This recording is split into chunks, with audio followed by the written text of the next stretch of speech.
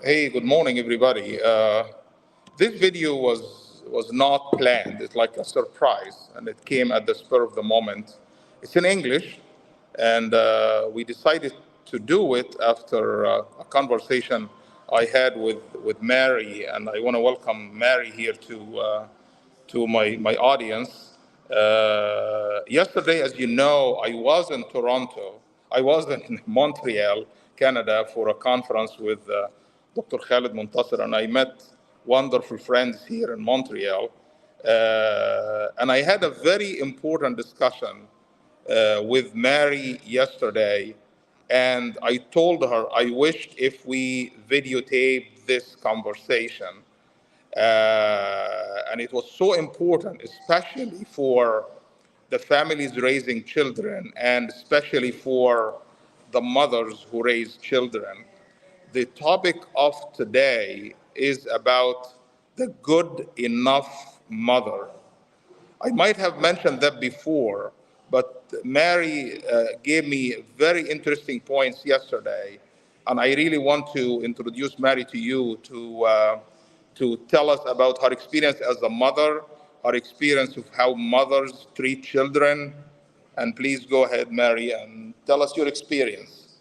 Okay, so hi everyone. First, about being a mother. I think it is a tough job. It's the toughest, as doctor said. Um, it's also very hard for a new mother, because when it's your first child, you actually don't know what to do. Everything's a first time for you. So when I was a mother, I had to look for books to read and know the updated uh, best way of raising a child. So I looked for a book. It was called What to Expect. And I was telling the doctor that, um, as he was saying, of how it's best to deal with kids, like how to be loving when they're still not able to verbally express their feelings, that I have to be very touching and emotionally there for them.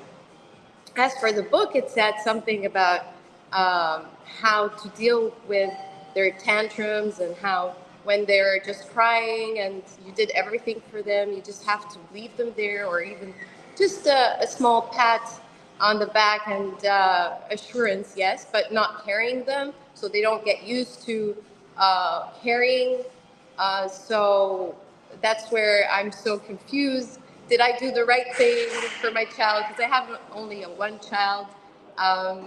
Because, of course, like any mother, she would rather go up there and carry her child, but the book didn't say so.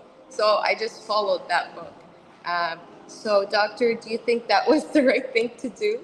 Well, and that's what we talked about. Is there a perfect way of dealing with children? Is there a perfect way of upbringing? The answer is clearly no.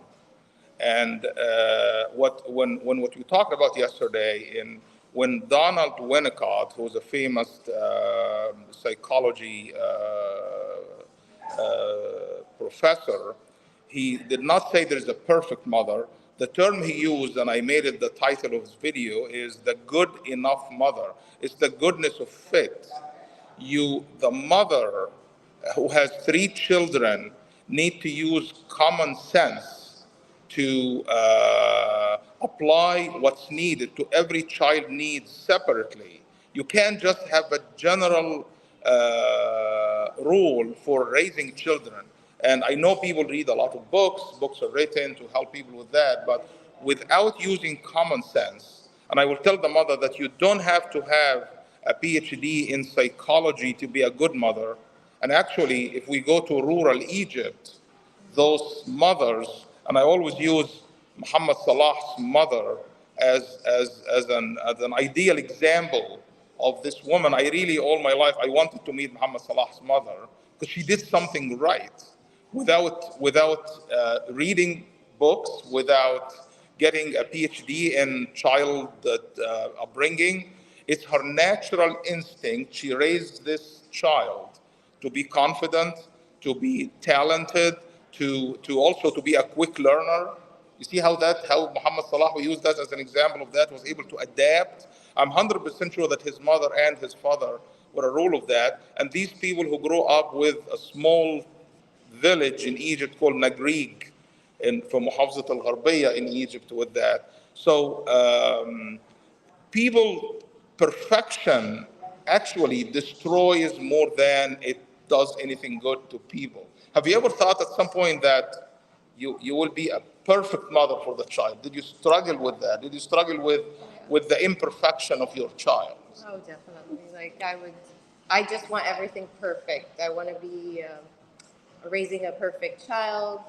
I think every mother wants that. Yes. So, yeah. But you also told me about an example Yeah. of, you tell us that example. Yeah, I have someone I know that, a mother, that has a child who's very hyper. And her, by nature, is laid back. Doctor did mention that's like a lazy mother as a descriptive, I don't know. Well, it's not a scientific Yeah, term, it's but not, yeah. this is not. But Yeah. yeah. So what happened with this lazy mother and hyperactive Yeah, child? it's like she, well, accidentally, it might look like she's too laid back, but I think it worked out well for the child because the child um, was handled in a very less, what do you call it, stressful. Yes. So the child came out really well. She's very, yeah, she's hyper, but she's excelling at everything. So that worked out well. And by the way, the same mother has another child, her younger child. She is actually very stressful, and but not hyper. She's very cognitive, very um, so logical thinking, Yes. all Yes. that.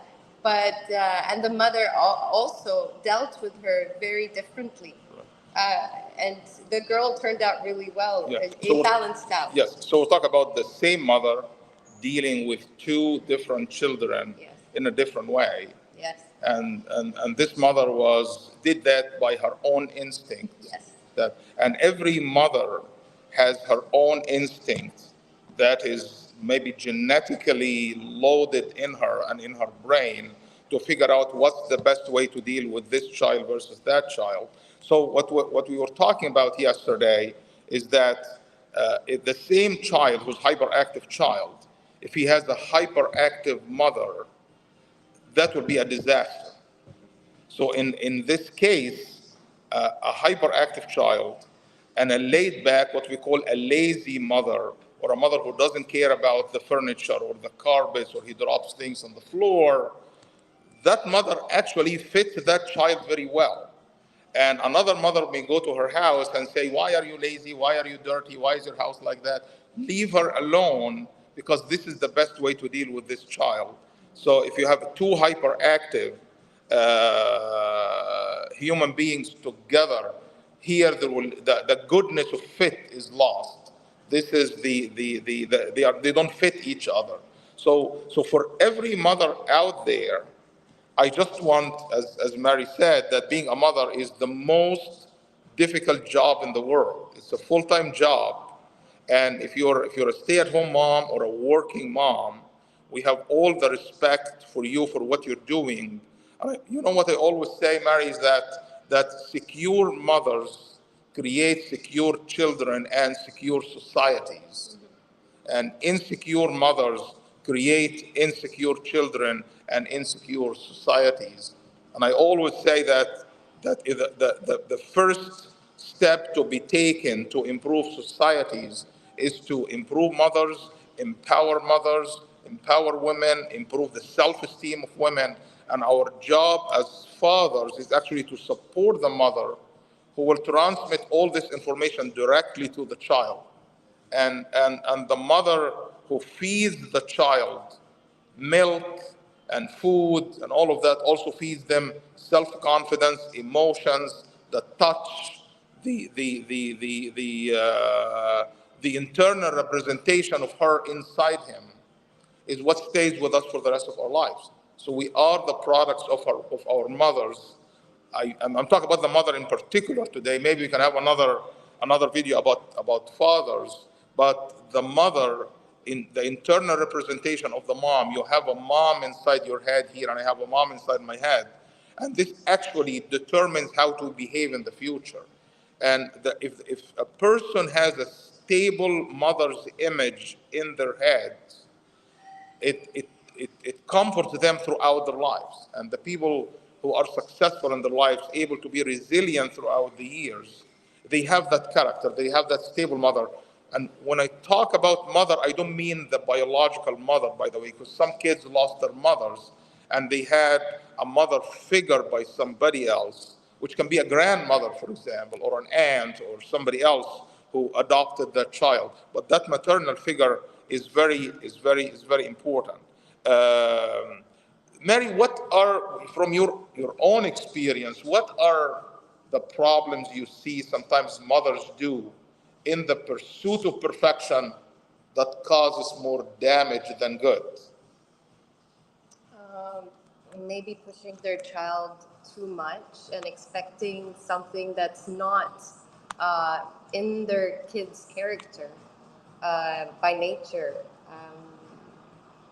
I think that's most of all. If one of the problems I see, if the mothers who have high expectations of their children, Yes. right? We The, have to go down to yes. them. When I see a lot of damage comes from the mothers who have very high expectations of their children. And I see that sometimes, especially if the mother herself have difficulty assuring herself, or she didn't achieve what she wanted. What she does is she wants to make her children perfect. Sure. Yes, because you yourself are deficient in certain things. You feel that you didn't achieve what you wanted, so you want to put, we call it sometimes extension of narcissism. So you extend your narcissism to your children, and which is natural, by the way. But I really want to warn the mothers of extending your narcissism too much, where your child becomes a part of you, and you want to let or the fathers do that the same way, by the way. This is a very tricky situation that can take the child this way, also can cause a lot of damage, is raising the bar too high and raising the expectations. And the children are lost because they are unable to achieve their parents' expectations, and this leads to frustration. Yeah. Um, what else, Mary, you wanna say in that area that you see that being a mother? How old is your daughter now? She's about to be 20 in February. So, Right. yeah. What about the child independence from the mothers? Oh, that's very tough. Very tough for the mother as much as it is for the child who actually is pushing for the independence. Right. At some point, girls tend to challenge their Oh, mothers. yeah. This is tough for her. Oh, So, yes. Because what's your advice for mothers when the teenage girl, 13, 14, 15, start to challenge the mother? And I want to be on my own. I want to have my own personality. Leave me alone. You're not going to tell me what to wear or what to say or what to do. What's the best way to deal with that? I think the best way is to try to put yourself in this. First, you have to tell yourself that you are no longer in control. That's the problem with mothers. They think because when she was a child that she listened to you and she was obedient, that she will stay this way, and that's not true. As doctor said, she will come to that teenage years where she's very rebellious and wants to be her own self, and probably she'll do everything opposite of what she's learned or have ever been doing because she wants to feel that she's separated from you. So I would just say, just try to take a step back and try to be her friend more than a mother. Uh, I think by just letting her try out, but being there and giving her advice, but advice, not as a like an order. An order would make her feel like turned off. Yeah, and of course, mothers need to realize that this is a normal phase of development, that the girl or the boy, they want to separate themselves from their parents as much as possible. And if you are patient between age maybe 13, 14 and age 18, and let time takes its course, and you're supportive and empowering and encouraging and monitoring from a distance without intruding into their lives, once they reach 18, you already created an independent child who's able to make decisions. And believe me, my own kids, after they became 18, after that period of rebellion that happened to them, they came to me for advice all the time on my own. So that because you already gave them the sense of freedom and also the sense of responsibility, and you're not smothering them with your love. And that's the problem with a lot of parents, by the way. People who love their children very too much, and they smother them with their love. They don't want to give them a chance. They are afraid that they're going to go, something wrong is going to happen. And this kind of enmeshment with the child sometimes cause more damage, although your intentions are very good. Right? Anything else you want to say, Mary? Maybe a small question. I don't know if it's a small one, but do you think if they're old, like, is it too late for you to be a part of doing things better or to like fix a little bit of something that you might have damaged back then? Yes, yes. This is very important, and I get this question a lot. What do I do if I damage my kids? Right. And first of all, we are all damaged in some way or another. We agree that none of us is perfect. So what I say, for if the damage was severe, you need to go and sit with your child who's old now, who's an adult now. You have to sit them and explain to them what happened. And I write a lot of posts in Arabic about that. You have to tell your kids, I tried my best to raise you, and at some point of my life, I did not know better, and now I know better. I'm sorry if I did anything wrong, but I want you to know my intentions were good, but I was not educated enough about how to treat a child, and I did not have the experience. But I did my best. You have to know that I loved you and I had good intentions of raising you, and let's work together on correcting what I did wrong in the past. Some people will tell me, but the kids will take that and will take advantage of that and start to take advantage and try to hijack us because of this. And some kids try to use that to get money from the parents. Some people tell me that. No, you have to, if you confess about doing something wrong, this is true for relationships in general. If you're sincere and you confess and you say, I did something wrong, with that, you have to set boundaries. You don't let people should not just intrude into each other's boundaries and use that as a way of, now you have to like pay me a ransom or something. You take them hostage for what they did in the past. No, that's not. But if you are sincere in how you communicate with the child, this idea that I am not perfect and I will work my best to help you, it will, and you continue not to repeat the mistakes you've done in the past, and I think that will be very, very helpful. There's also another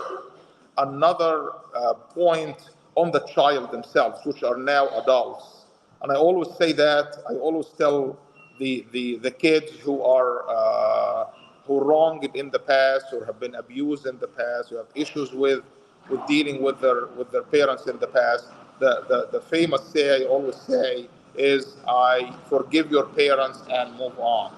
This is very important. I hope that we were able to convey this small and direct message, and I want to thank Mary for her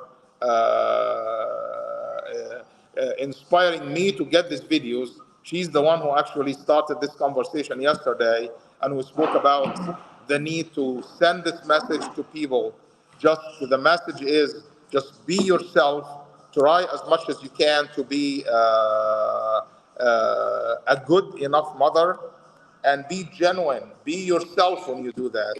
Thanks, Mary, for that. I know you're not feeling well today, and thanks for just trying to get yourself to do this video. I thank you very much, and thank you everybody, and I will see you next week. You guys take care. Bye-bye.